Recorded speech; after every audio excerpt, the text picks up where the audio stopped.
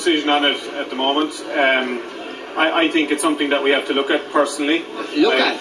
Yeah, what position? What's your position? Having looked at it, what's your position? Well, I haven't looked at it as you put it, Vincent, but I, for example, I voted for the Clare Daily Bill in relation to fatal fetal abnormalities. I think there's a huge issue there that we have to face up to as a country. I would describe myself as very pro-life, in the sense that I don't think we should have abortion on demand in this country. I don't think we should have... What do you mean, this abortion on demand?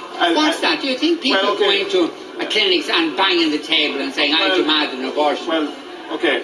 What I mean by... What my understanding of abortion on demand is where people can just walk in and have an... Just walk in? Yes, just they walk in. They have to be pregnant, presumably, first. Look, it's a serious issue, Vincent. You should be treating it with a bit of respect. The point I'm making is this, if you let me finish.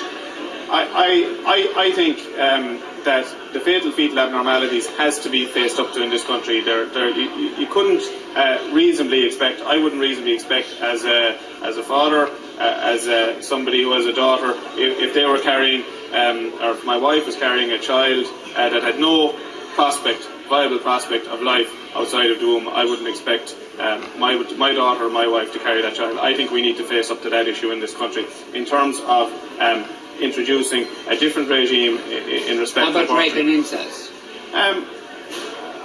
Look, I mean, is a child that has been carried by a woman that was conceived by rape or incest, is that the child's fault? When I ask myself that question, the answer is no. Yeah. So I